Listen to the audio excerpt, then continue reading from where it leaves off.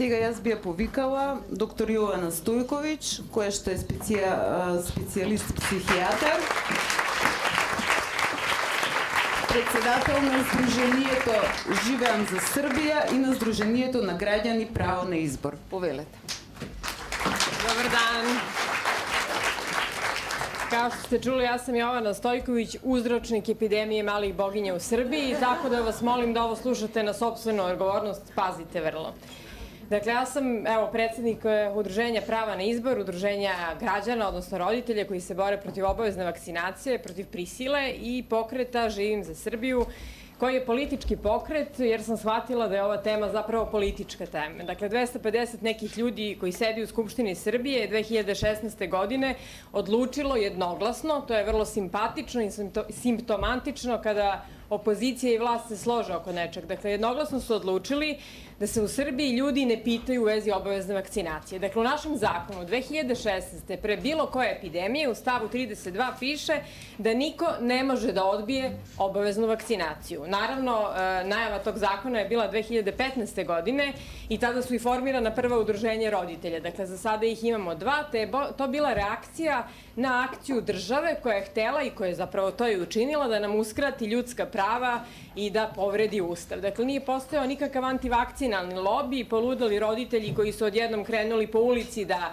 sektaše i šire neke laži, već je država odlučila da se obračuna sa nama na takav način, ničim izazvana, a mi smo samo odgovorili kroz regularna pravna udruženja registrovana u APR-u sa javnim programom koji je svima dostupan i u tih nekoliko godina borbe smo preduzimali sve javne, pravne mere, kao i svako udruženje koje se bori za neka prava. Jedna od tih mera je naravno bilo i to pisanje Ustavnom sudu, koji je odbacio našu inicijativu. Dakle, on je nije ni razmotrio na tom malom veću, to pravnici znaju šta je, su odbacili uz obrazloženja, ima dva onako brilijantna, da ta deca koja su oštećene nakon vakcinacije i koje umru su neznatan procenat i zato to jednostavno nije bitno. I branili su se, pošto smo se žalili da se dečija prava krše time što ih ne primaju u školi i obdaništa, oni kažu to nije istina, mi ne branimo upis, samo branimo boravak. Dakle, izvolite se upišite, ali ne možete ići u školi. To je odluka Ustavnog suda Republike Srbije. Pored njega, naši pravnici su radili predlog izmene zakona. Dakle, mi smo kao svi savesni građani obilazili tu Skupštinu, davali to svim strankama na uvid, tražili da se izmeni taj deo zakona, skupili preko 10.000 potpisa peticije.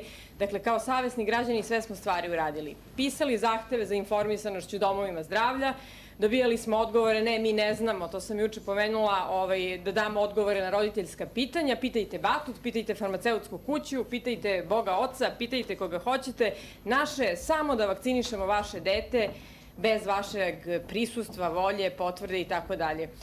Takođe smo postavili i institutu Batut i pitanje ko je odgovoran i ko potvrđuje efikasnost vakcina, ko odgovara za neželjena dejstva i vidjet ćete ovde na ovim slajdovima da smo dobili odgovor da ne postoji takvo lice u Srbiji. Dakle, niko ne zna uopšte ko je odgovoran, ali zato za prijavljivanje roditelja za zvanje Centra za socijalni rad imaju ingerencije, dakle zna se ko je odgovoran.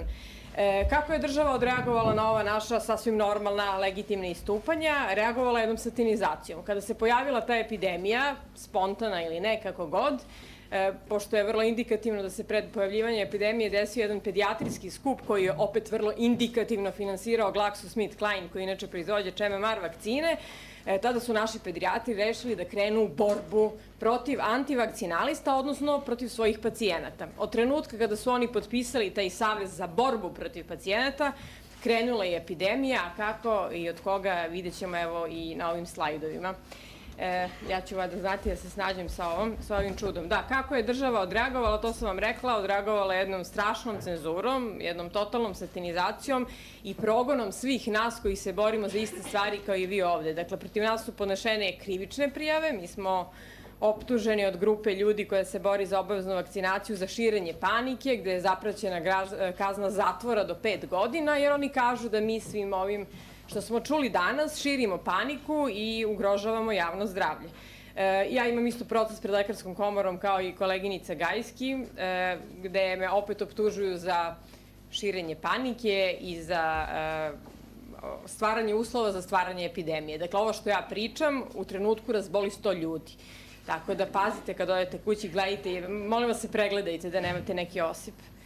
Ubi me prejaka reč, verovatno je to to. Sad ovako, evo su podaci Instituta za javno zdravlje Batut. 6.10. te 2017. godine kreće naš psihološki horor, dakle i jedna histerija, jer je potvrđena cirkulacija virusa. 23.10. je prijavljena epidemija, dakle nije zvanično objavio ministar, već su pojedini gradovi prijavili epidemiju malih boginja. Do kraja epidemije, koja se, hvala Bogu, završila, bila je 5798 prijavljenih slučajeva, od toga polovina je imala laboratorijsku potvrdu. Opet, dakle, u svemu tome je mogla da se desiti da su se mnoge druge bolesti prijavljivale kao male boginje, jer je histerija i među zdravstvenim radnicima bila na tom nivou da sam ja imala u okolini prijatelje koji su sa alergijom išli na Torlak, jer je to bilo opisano kao mala boginja i tako dalje. Niko nije smeo da se počeša, odmah je bio državni neprijatelj i tako dalje. Zaista jedna totalno nezdrava histerija do ivice psihoze. Evo, ja sam psihijatar pa psihijatrizujem, nemojte mi zameriti. 15 ljudi je preminulo u toku ove epidemije i to je nešto što se stavlja na dušu svima nama koja govorimo o slobodi izbora, odnosno o promeni politike vakcinacije. Dakle, nikada u životu, ni javno, ni tajno, nisam nikog savjetovala, niti iko od mojih saboraca da se vakciniše ili ne. To je duboko lična stvar svake osobe na koju ima pravo da odluči. Mi govorimo o politici vakcinacije koju sve naše zemlje guraju, a koja je zaista suprotna i Ustavu i svim ovim konvencijama koje su juče pravnici pomenuli. Inače, da to nije samo u našim zabačenim državama Brdovitog Balkana, govori i podatak, evo Batuta, da je u evropskom regionu svetske zdravstvene bilo 82.596 slučajeva u 2018. godini. Dakle, epidemije se dešavaju malih boginja svuda u svetu, nemaju veze sa prosvešćenošću, ludilom, psihičkim statusom, plaćeništvom i tako dalje. Jednostavno to se dešava. I probat ćemo da vidimo zbog čega je to tako. Dakle, da li je to zbog tih roditelja koji mrze svoju decu i ne vole, ili je to zbog nečeg drugog? Da, koje su bile glavne teze koje su prošle godine i one tamo harale po srpskim medijima i po glavama svih nas? Da nam preti smrtonosna epidemija. Dakle, što bi rekli, umrećete ako se ne vakcinišete. Da su za sve to kriva nevakcinisana deca, jer su oborila famozni komaktivni imunitet, te su ta naša nevakcinisana deca isterana iz obdaništa i moje dete, dakle najmlađe je kao gubavo bilo isterano iz obdaništa, pa sam jedva uspela da mu objasnim zašto je to tako i naravno da je jedini spas u prisilnom vakcinisanju dece. Dakle, oni su već doneli zakon koji je neustavan i sad im je taman trebala jedna epidemija da se sve ovo dovede, objasni narodu i da se zapravo proizvede jedan javni pristanak na ovu prisilnu meru. Da li je to sve bilo u skladu? Evo ga, ponovo nam preti epidemija. Možda vi šire virus, a oni ne znaju. Ako roditelji nastave da pruže otpor, preti nam smrt, preti nam crne prognoze. Ovo nije širenje panike, a statistički podaci i citiranje radova jesu širenje panike. Da vidimo da li se u Srbiji umiralo 2017. Posto te podatke imam, Batut još 2018. nije obradio, samo od malih boginja u ogromnoj meri. Ne. Od bolesti srca i krvnih sudova u isto to vreme je umrlo 53.668 ljudi ili 51,7%. Niko živ nije pomenuo srce i krvne sudove. Od malignih tumora je umrlo 21.475 ljudi ili 20,7%. Niko to pomenuo nije. Od dijabetesa 3.491. Od svih zaraznih bolesti je preminuo 261 čovek. Ni za jednu zaraznu bolest nismo čuli u medijima, osim za male boginje, od kojih je u toj 2017. dakle, umro jedan čovek, odnosno 0,00096% od ukupno umrlih ljudi od različitih uzroka. Dakle, medijska pompa i pažnja je bila totalno nesrazmerna sa zapravo učestalošću ove bolesti i ozbiljnošću ove bolesti. Hajde da vidimo kako je sa zaraznim bolestima. Dakle, da li, pošto vole da kažu da smo mi zarazne bolesti iskorenili pomoću vakcinacije, onda su one od nekud došle jer smo mi, na primjer, održali predavanje ili ne daj Bože, ja sam dala neki intervju ili neko drugi. Dakle, ukupan broj obolelih u Srbiji 2017. od svih zaraznih bolesti je bilo 207.456. Dakle, zarazne bolesti nisu iskorenjene, zaraznih bolesti ima, gripa ima, svih drugih stvari ima i uvek je u Srbiji negde od 200 do 300 hiljada ljudi godišnje bolesno od neke zarazne bolesti. Ukupan broj umrlih od svih zaraznih bolesti je bio 261. Ni za jednog čoveka od ovih 261 nismo čuli, osim za čoveka koji je preminuo od malih boginja. Broj prijavljenih slučaja u 2017. je bio 693, a broj laboratorijskih potvrđenih 269. Dakle, 2 puta do 3 puta više se prijavljivalo nego što je bilo realno i to je samo išlo u prilog toj jednoj histeričnoj kampanji da se ta epidemija neće zaustaviti i da ćemo gotovo svi umreti ukoliko ne kupimo spasonosnu vakcinu koja je protivno svim zakonima o oglašavanju lekova prikazivana recimo na televizijama, u sred dnevnika i tako. Dakle, oni vam prikažu spas, Priorix vakcinu i onda vam kažu kako je umro ovaj ili nije umro ona i tako dalje. Dakle, jedna strašna propaganda koja, koliko se ja razumem, kažnjava zakonom, ali to nema ko da sprovede. Da vidimo koliko su te male boginje smrtonosne. Dakle, jer su oni, kad dođete kod pedijatra i kada hoćete da ga pitate zašto on hoće da vakciniše vaše dete, on kaže da će ono da umre. Dakle, ni manje ni više, nego vi njega ugrožavate, ugrožavate i komšino, dete umreće i komšino, uglavnom svi ćemo umreti ako dobijemo male boginje. I sve to može da spreči vakcina. Dakle, svi smo za malo umrli dok nije bilo vakcine i onda u zadnjem trenutku se smislila vakcina i onda, hvala Bogu, eto, sad smo se razmnožili i sad opet hoćemo da umremo zbog antivakcinaša.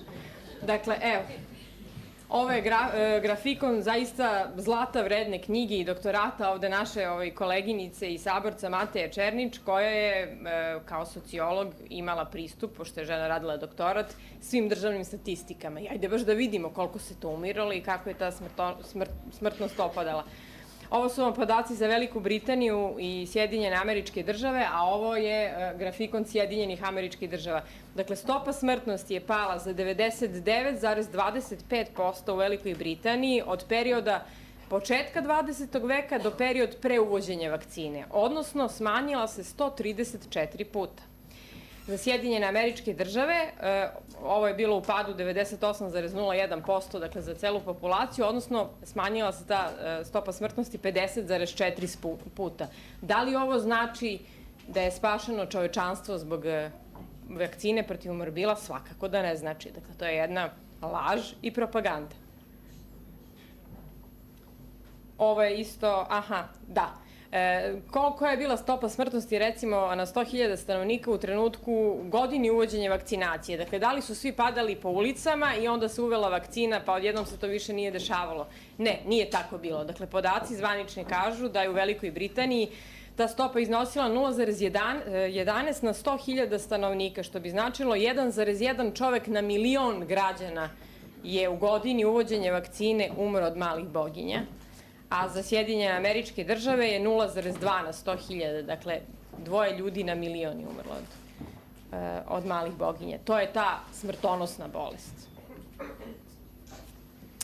Kada pogledamo neke radove, odnosno neke izveštaje iz tog perioda, ako već nećemo da se sećamo naših baba, što mislim da je vrlo pogrešno, obzirom da eto imamo svi neke godine, imamo neke roditelje, imamo neke babe i dede i svi znamo da su te male boginje bila bolest dečija, relativno bezazlena, koja se lečila nešto specifično, na neki način više je tu nega bila prisutna. Međutim, nas stručnjaci ubeđuju da naše babe nisu imale pojma i da su umrle, samo nam nisu javili i da mi moramo da verujemo njima da su male boginje smrtonosne. Ajde, ako nećemo da verujemo babama i zdravoj pameti, da li možemo da verujemo British Medical Journalu, od 7. februara 1959. godine, koji opisuju tadašnju epidemiju i sada evo par zaključaka ću samo reći. Kaže, nismo pokušavali da sprečimo širenje malih boginja. Da li bi danas završili u zatvoru na doživotnoj robiji, za ovo ne znam. Kažu, iskustvo pokazuje da deca ispod 2 godine obično imaju blagu sliku, a deca ispod 6 meseci najčešće potpuno izbegnu bolest.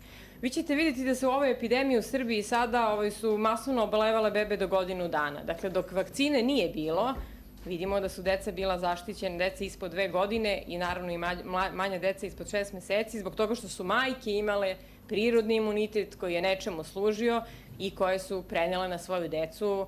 Mudra priroda ih je na taj način štitila. Kod većine dece bolest je prolazila za nedelju dana, od prodromalne faze do nestajanja osipa. Dakle, ta teška i smrtonosna bolest je prolazila za 7 dana u sobi uz neku odgovarajuću negu. Oni tvrde, male boginje su relativno blaga i neizbežna infekcija koja je najbolje preboleti između 3. i 7. godine. Sad se sve to promenilo, sada upravo vakcinišemo decu u ovom periodu, da slučajno ne prebole u periodu za koji je najbolje da prebole, nego da to prenesu u 20. i 30. godinu kada može da doći do komplikacija većih. Evo CDC, ko bi nego oni, njihov jedan izveštaj kaže u periodu pre vakcinacije prijavljivalo se 400.000 slučajeva malih bogina godišnje, a procenjuje se da ih je bilo 4 miliona. Šta vam to govori? To vam govori da su male boginje bile toliko blaga bolest da se nisu ni prijavljivale lekaru uopšte, nego su se odležavale kući. Dakle, ljudi su bili srodni sa njima, slušali su babe, za razliku od nas, i nisu ni prijavljivali male boginje. Tek je svaki 10. se prijavio uopšte lekaru. Kada govorimo o ocu epidemiologije zarazne u Americi, to je čovek koji se zvao Aleksandar Langmuir i ovde jedan naslov njegovog rada, Importance of Measles as a Health Problem, i to u trenutku kada se uvodi vakcina protiv malih boginja. On tu nije bio opterećen, verovatno ima čovjek dobre namere da iskoreni jednu bolest, ali još uvek ta sprega farmaceutske industrije, pritisaka i raznih stvari nije bila tako razvijena, te on sam kaže da je to samoograničavajuća infekcija kratkog trajanja i niske smrtnosti. I kaže, kada su ga pitali zašto želi da iskoreni male boginje, on je rekao ne zato što ćemo svi pomreti, ne zato što će nestati čovečanstvo, ne zato što bi spasili čovečanstvo, nego zato što je to tu i može biti urađeno. U prevodu, imamo vakcinu, smislili smo je, zašto ne bi iskorenili bolest, koja je ovakva kako je on opisao, dakle ne nikakva smrtonosna. Kakva su bila njihova očekivanja? Dakle, mi vrlo poletno u nauci krenemo u nešto, pa što volimo da reklamiramo nove lekove, to je čudo jedno, i onda kažemo ove stare bacite, to je đubre, dakle ima neželjena dejstva, ali ovaj novi izlečit će sve od šizofrenije do prehlade i tako dalje. Na tom fonu, su i oni tada opisivali vakcinu protiv malih boginja, i kaže Senser, isto jedan od njihovih autora, da će efikasna upotreba tokom zime i proleća obezbediti eradikaciju morbila 67. godine. Vidimo da se to nije desilo. Izveštaj takođe nedeljni, dakle o morbiditetu i mortalitetu, kaže da će male boginje biti eliminisane do 1. oktobra, dakle sad imamo još precizniji datum, 1982. Isti ovakav izveštaj 67. tvrdi, zapravo ne tvrdi, nego veruje, što je zapravo dobra reč kada su vakcine u pitanju, veruje se da će jedna doza žive vakcine obezbediti doživotni imunitet. Od očekivanja i verovanja se nije dogodilo ništa, i to ne zbog roditelja koji su pre 3 godine videli da se s njihovom decom nešto dešava, već zbog toga što ta vakcina očigledno nije bila tako efikasna kao što su oni ubeđivali čovečanstvo koji su trebali da spasu. Naravno, glavna mantra na osnovu koje se, samo malo da vidim da li sam ja ovo dobro, jeste, na osnovu kojih se vrši zapravo otimanje ljudskih prava, kršenje ustava, kršenje medicinske etike, je mantra o kolektivnom imunitetu. I vi kada god pitate nešto nekog lekara, on kaže, ma ti nemaš pojma šta je kolektivni imunitet, a ja se kladim da sve te iste lekare stavite sad i da ih pitate. Ne znam ni da li bi znali oni baš tačno tu definiciju da vam kaže, jer je kompleksnija jako. Recimo u knjizi iz epidemiologije se mnoge neke stvari računaju i faktori u kolektivni imunitet, a ne samo da li je vaše dete vakcinisano.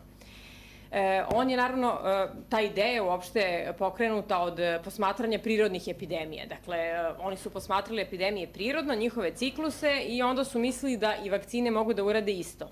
Senser kaže pre uvođenja vakcinacije da se pre velikih epidemija procena dece ispod 15 godina koje su osetljive na male boginje dostizao je 45 do 50%. Dakle, niko stariji, niko, odnosno retko ko od 15 godina nije bio imun na male boginje. Svi su ih prelažavali. Kada taj procenat dece bude 45%, onda se pojavi epidemija i taj procenat padne na 35%, i da veliki broj osetljivih tokom epidemije uopšte čak i ne oboli. On zaključuje da je evidentno da se epidemije ne razvijaju pri nivou kolektivnog imuniteta od 55%. I sad se vraćam isto i na onu konstataciju doktorke Gajski. Pa koliko je sad to dovoljno? Dakle, kada je prirodni imunitet radio svoje, bilo je dovoljno 55%, pa 60%, pa 70%, pa 95%. Dakle, dokle idemo? Do 120%. Dakle, koliko će biti potrebno da se shvati da vakcina očigledno nije efikasno sredstvo za iskorenjivanje. Taj kolektivni imunitet koji je tako lepo bio zamišljen da bude do 1. oktobra 80 i neke već postignut, u praksi nije zaživao. Ovo je par nekih radova u koje neću sad ulaziti, gde su se epidemije dešavale u školi sa 99% vakcinisanih, 95% imunih, 98,7%, među studentima sa obuhvatom 99,7%, među predelima gde je 99% bio obuhvat vakcinacije i tako dalje. Ovo je sve naravno opisano u literaturi i bio je dovoljni razlog da se porazmisli da li ova politika ovakve masovne vakcinacije, pa još i prisilne, ima utemeljenje uopšte u nekoj realnosti i da li se može postići zaštita od bolesti na ovaj način. Neki autori su i sad ovih godina, ali i ranije, otvoreno u svojim radovima govorili da oni imaju sumnju u ovo sve što se nama kao propaganda servira. Tako da se kaže recimo da uprkos efikasnoj vakcini protiv malih boginja, vraćanje ove bolesti u SAD i širom Evrope dešava se i kod osoba vakcinisanih sa 2 doze, što mi svi vidimo i u realnosti. Ona pominje genetske faktore koji dovode do individualne varijacije u stvaranju antitela i igraju ulogu u neuspehu vakcinacije. Dakle, ne samo da je ovo tačno što je govorio profesor Trajkovski, da neželjena dejstva, da li će neko razviti, zavise od neke genetske podloge, već zavisi i to da li ćete razviti antitela, da li će uopšte ta vakcina biti efikasna. Te mi imamo subpopulacije ljudi za koje ne znamo koliki su, koji što ne mogu da razviju antitela i da štite taj kolektivni imunitet, uprkos tome što su vakcinisani, mogu da razviju i neželjena dejstva. Ona zaključuje, autorka, da se epidemije javljaju u zemljama sa visokim obuhvatom vakcinacije zbog primarnog i sekundarnog neuspeha. To je nešto što nikad nećete čuti ni u medijima, a boga mi retko i među kolegama. Posle ćemo to prokomentarisati. Interesantan je ovaj zadnji zaključak da su studije pokazale da 2 do 10% ljudi vakcinisanih sa 2 doze neće razviti odgovarajući zaštitni imunitet, što dovodi do akumulacije osetljivih i pojave epidemija. Ako je 95% taj broj koji moramo postići po cenu života i smrti, stavljanja ljudi u zatvore, otimanja dece i tako dalje, šta ćemo sa ovih recimo 10% ljudi, 100 minus 10, 90, znači na koji način ćemo mi to postići ako je ta cifra tako čarobna kao što kažu? A da ne govorimo o ljudima koji imaju medicinske kontraindikacije i tako dalje. Šta kad broj tih ljudi poraste? Dakle, kako ćemo opravdati tu priču o 95% vakcinisanih koji su potrebni? Čak i Poland, ovaj koga smo malo pre videli, koji se može nazvati svakako samo ne antivakserom, onako pošteno je izveštavao čak 94. o izveštajima o epidemijama u školskoj populaciji, gde je obuhvat vakcinacije bio od 71 do čak 99,8%. A zastupljenost vakcinisanih u tim epidemijama prema njemu je bila između 30 i 100%. Dakle, postojale su epidemije gde su samo vakcinisani oboljevali i on zaključuje tada da je paradoks da što više raste obuhvat vakcinacijom, to više postaje bolest vakcinisanih ljudi. Takođe i drugi autori imaju iste zaključke da uprkos visokom obuhvatu epidemije su se pojavljivale i da su to bile vakcinacijom modifikovane male boginje koji se mogu pripisati iščezavanjem vakcinalnog imuniteta i slaboj cirkulaciji divljeg virusa. Dakle, svakako je jasno svima i to priznaju čak i najzagriženiji zagovornici vakcinacije da taj vakcinalni imunitet nije dobar, nije trajan kao prirodni i da on prolazi, međutim nikako da nam kažu šta se desi kada on prođe, pa čovek oboli. Ono što je problem u ovom slučaju je da te male boginje mogu biti modifikovane i mogu proći neprimećeno, tako da taj isti čovek vakcinisan koji se smatra da je zaštićen i da štiti kolektivni imunitet može te takve modifikovane boginje da širi dalje i postoje brojni radovi koji o tome govore. On takođe zaključuje u razvijenijim zemljama sa visokim obuhvatom epidemije se dešavaju zbog sekundarnog vakcinalnog neuspeha upravo ovoga, dakle što taj imunitet iščezava. I zaključuje da su epidemije modifikovanih morbila važna prepreka eradikaciji. Ja se sećam isto knjige genetike sa Novosadskog univerziteta, gde autorka imunolog isto govori o ovome, dakle da su ti subklinički slučajevi najveća prepreka eradikaciji, a ne neki roditelji koji opravdano brinu za svoju decu. I naravno rešenje je multiple revakcinacije. Dakle, od kolevke pa do groba ćemo se revakcinisati, sve u ime opšteg dobra. Da, subklinička infekcija, to je ono što smo već rekli. Čovek se pametno pita, kaže, ukoliko divlji virus može da se širi sa osoba koje imaju subkliničku infekciju, pitanje je da li kolektivni imunitet može biti postignut u većim populacijama, a ove sve epidemije o kojima govorimo nam govore da ne može. Evo ga opet Poland. I ovo je interesantno. I pored dokumentovane 2 doze vakcine, naše ispitivanja pokazuju da 8,9% zdrave vakcinisane dece nije imalo dovoljno zaštitnih antitela, što sugeriše da ni 2 doze vakcine nisu dovoljno. Čemu mi onda pričamo, zaista? O čijoj krivici? Zašto se napadaju roditelji nevakcinisane dece i nevakcinisani ljudi? On ostavlja otvoreno pitanje da li je aktuelna vakcina dovoljno imunogena i efikasna. Kada neko koji je urednik časopisa vakcine ovo pita, onda što mi obični smrtnici ne bi mogli to isto da pitamo. Neki ljudi koji se bave, ovo su neki matematičari, jedni od ovih su zapravo matematičkim modelima procenili i predvideli, ne volim tu reći, reći će da smo šarlatanima da već pričaju, ali matematičkim modelima vraćanje bolesti. Dakle, otkud sada epidemija i sada naravno propaganda kaže to je zbog antivakcinaša? Ne, to su ljudi znali i 84. godine i 2009. godine, jer komentarišu da vakcinacija dovode do tog medenog meseca, dakle perioda bez bolesti kada vakcinalni imunitet deluje, kada taj vakcinalni imunitet krene da opada, javljaju se epidemije, ali su baš zgodne da se optuže nevakcinisani i da se proizvodi dalje prodaje. Levi, recimo 84. godine, procenjuju da će do 2050. procenat osetljivih na male boginje biti veći nego u prevakcinalnoj eri, što je sasvim moguće i sasvim logično. Dakle, videli smo malo pre da je u prevakcinalnoj eri samo deca manje od 15 godina i to poneka su bila osetljiva. Međutim, mi sad imamo cele generacije odraslih ljudi koji su prirodno preležali bolest, koji umiru, dakle, prirodni tok se dešava, generacije naše vakcinisane kojima iščezava imunitet i to zaista pravi jednu veliku grupu osetljivih ljudi koja sigurno može biti veća nego tadašnje deca do 15. godine. Kako Čeri ovo objašnjava 80. godine, on govori o malim boginjama. Bolest je dobro kontrolisana u pedijatrijskoj populaciji. Sa povećanjem prevalencije u adolescentnoj populaciji i populaciji mladih, ova bolest može biti tempirana bomba. To je to. Nema bolesti, dođe epidemija i to je sve što je ovaj čovjek predvideo i tada 80-ih. Ali to nama nema ko da kaže, jer vakcine treba da se prodaju i dogma treba da se održava. Iz ovoga možemo zaključiti da su problemi koji su izazvani masovnom vakcinacijom, taj primarni vakcinalni neuspeh, kada vi mislite da ste zaštićeni, a zapravo niste, dakle kad se antitela i ne razviju prilikom vakcine, sekundarni vakcinalni neuspeh, kada ta antitela i ta zaštita, mada antitela ne koreliraju sa zaštitom, ali dobro, dakle kada one iščeznu, onda vi opet imate mogućnost u nekim zrelim godinama da obolite i to dovodi do ovog pomeranja granica u odraslo doba, kada su naravno i komplikacije češće. Evo u ovoj našoj epidemiji sada 30% ljudi je bilo hospitalizovano, a iz ovih British Medical Journal izveštaja negde 3% dece su u epidemijama je razvijalo komplikacije koje su u najvećem broju slučajeva prolazile spontano. Dakle, vidimo da male boginje sada postaju ozbiljna bolest upravo zbog tih masovnog programa vakcinacije koji ih stavljaju u doba kada im vreme nije. I naravno ovo nezaštićenoj odojčadi čije majke vakcinisane nemaju kvalitetna antitela da zaštite bebe i onda bebe obolevaju kada ne treba.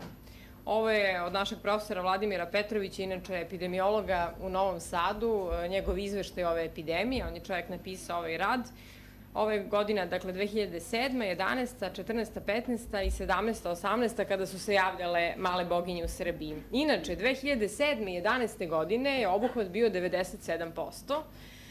U tim epidemijama su čak i na odeljenju hemato-onkologije bili neki zaraženi ljudi, ali ove histerije medijske nije bilo. Dakle, tada nije bilo opasno da bude epidemija i da bude čak i na odeljenju hemato-onkologije, zato što je bio obuhvat dobar, nije imao ko da se krivi. A i profit farmaceutske industrije je išao dobro. Proda je išla dobro i onda nije bilo strašno, mislim, što je epidemija. Međutim, sad je strašno, 2017. i 18. godine.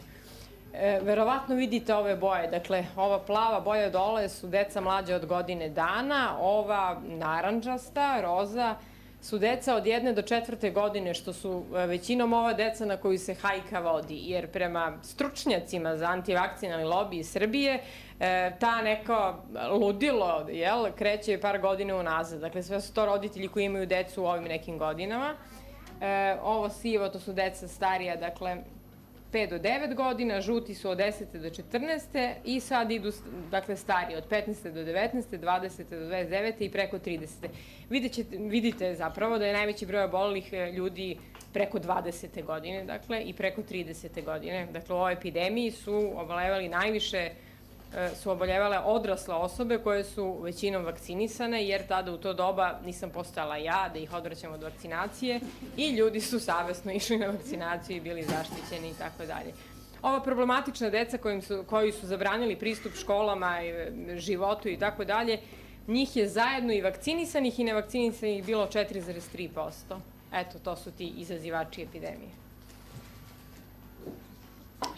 Šta zaključuje profesor Vladimir Petrović u ovom radu? Dakle, narušen kolektivni imunitet posledica je pada obuhvata imunizacijom usled prekida u snabdevanju i neredovnog snabdevanja vakcinama od 2012. do 2015. Ma vidite, baš zgodno, ali ovo niko nije pomenuo nikad na medijima. Dakle, da država nije nabavila vakcine na vreme od 2012. do 2015. godine. I, naravno, narastanje antivakcinalnih aktivnosti, dakle, on nas optužuje za 2016. i 2017. godinu. On ovde pošteno pominje i ove ljude u periodu od 71. do 92. koji su rođeni i vakcinisani i iščezavanje njihovog pad imuniteta, o čemu smo malo pregovorili, koji su vakcinisani jednom dozom i navodno zbog toga nisu razvili imunitet, ali vidjet ćete posle i drugačiju stvar. Pošto nas optužuju za 2016. i 2017. Evo ja sam pogledala baš u podatke Batuta da vidim kako smo mi to oborili imunitet, pa mi smo ga zapravo digli. Dakle, od 2016. do 2017. Obuhvat vakcinacijom je porastao i za primovakcinaciju i za revakcinaciju, tako da su nam bile slabe aktivnosti, očigledno. Ovo je, ne znam da li znate, naš ministar zdravlja cenjeni, koji je siktao iz svih medija, dakle, tih par meseci dok je trajala epidemija, stalno targetirajući nekih 30.000 dece, ne znam da ih je našao, koja još nisu vakcinisana. Dakle, uopšte nije pouzdano da su to deca čiji su roditelji odbili vakcinaciju. To su mogle biti i bebe male koje nisu bile vakcinisane i tako dalje, da se cela Srbija ustremila na rešavanje problema 30.000 strašne nevakcinisane dece, od kojih ogroman procenat nije uopšte obole u ovoj epidemiji. Sad da vidimo, ajde, matematika. Po zadnjem popisu 7.186.862 čoveka u Srbiji žive, prema 30.000 strašne nevakcinisane dece, jednako 100 prema x, 0,4% dece u Srbiji te zle nevakcinisane oborilo kolektivni imunitet, 100 minus 0,4 jednako 99,6. Evo, čista matematika. Dakle, šta su oborila ta deca? Kad bi mi neko objasnio, evo molim ako ima neko iz publike. Da vidimo te antivakcinalne aktivnosti, kako je to tako zlokobno išlo. Ovo su rezultati sprovedenih imunizacija od 2007. do 2017. godine. Prvo udruženje roditelja je formirano 2015. Sad ne znam koliko se dobro vidi.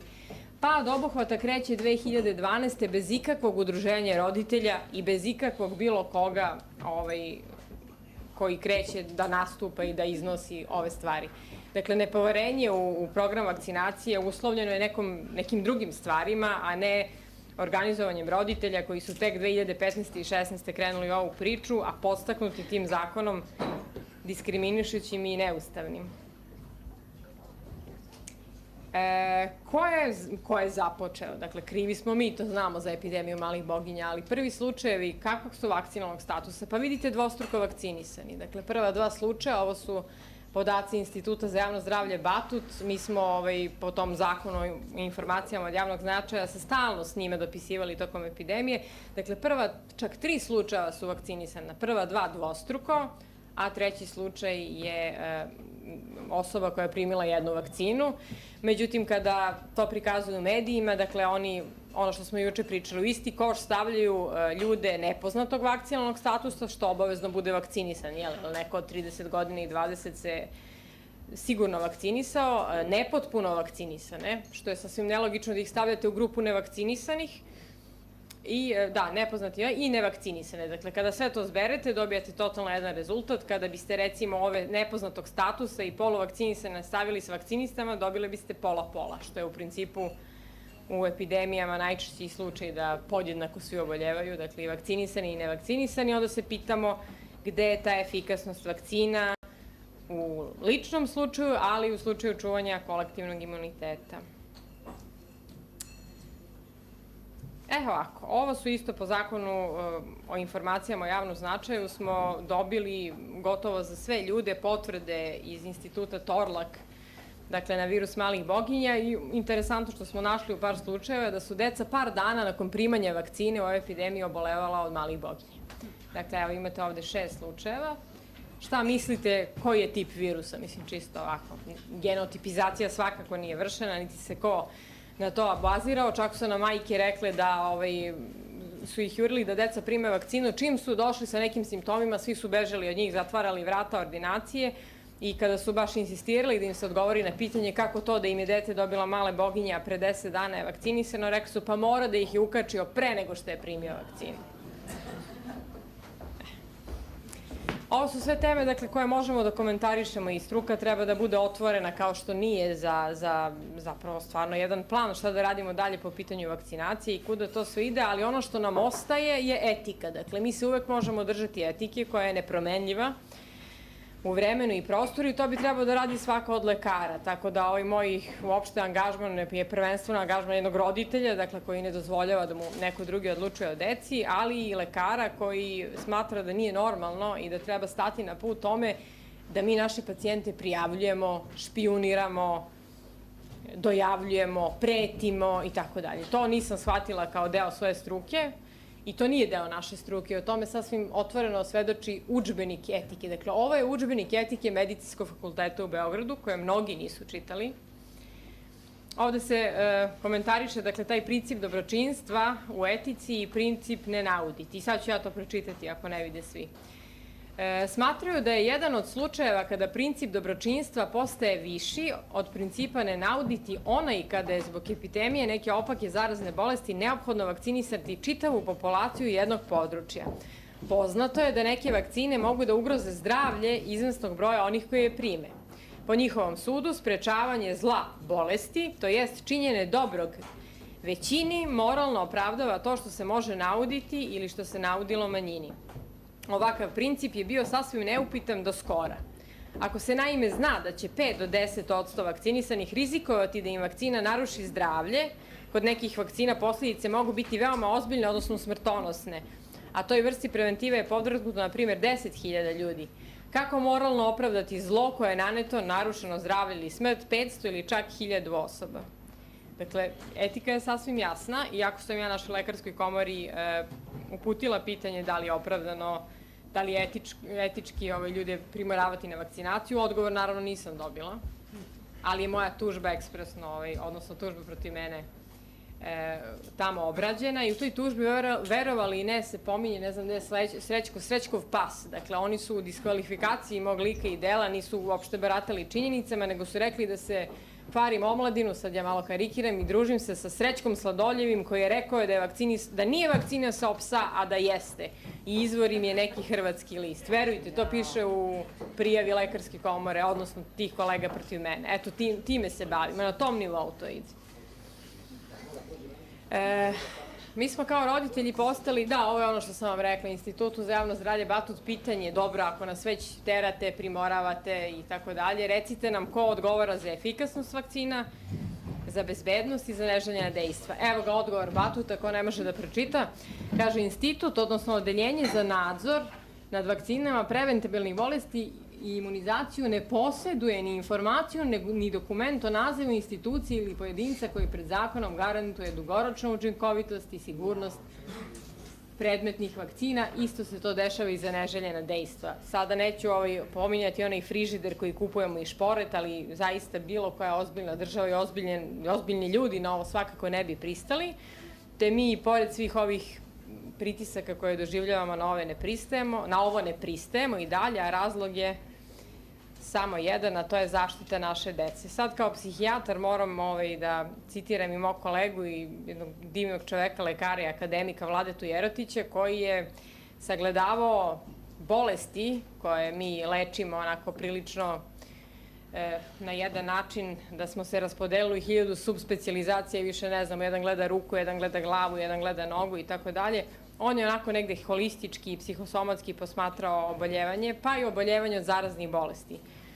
opet pominjem naše babe, one su nekad znale da je dobro da se preleži zarazna bolest na vreme, jer se posle dete ojača i biva zdravije i tako dalje.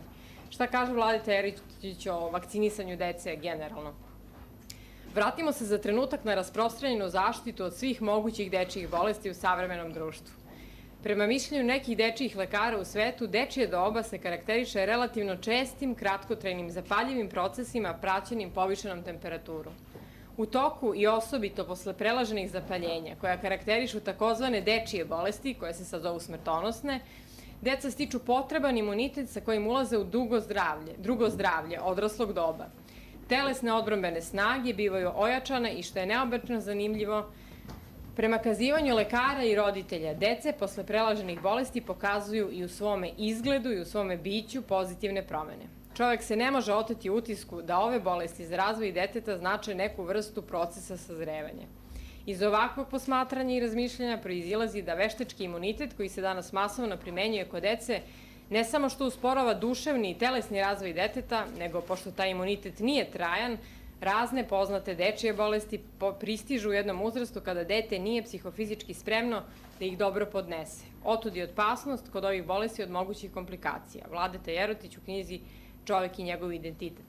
Ono što se aktualno dešava je da nama država, kogod to bio, ne da mi vodimo računa ni o psihičkom, ni o fizičkom zdravlju naše dece, ne da nam da prihvatimo rizike koje otvorena kao roditelji želimo da prihvatimo, već ona želi da ne prihvati rizike, obzirom da smo videli da niko nije odgovoran. To je jedna duboko nenormalna situacija po mom sudu i pored svih ovih pritisaka o kojima govorimo, razlog nastavka ove borbe je taj što je to, duboko poremećeno. Ne znam odakle sad ja ispadoh, ali evo, ovo mediji govore o meni. Odgovorno za razvoj epidemije, to sam vam se već pohvalila, protiv zdravlja ljudi, imam pakleni plan, hoću da se maskiram u litiju i širim mržnju. Vođa sam navijača, srpskih antivakcinaša, neće mi biti oduzeta greota, licence za rad i tako dalje. I sad ja, ovaj zadnji slajd mislila da će predati. Zbog čega se sve ovo radi? Pa zbog ovoga. Jednostavno, decu vam ne damo.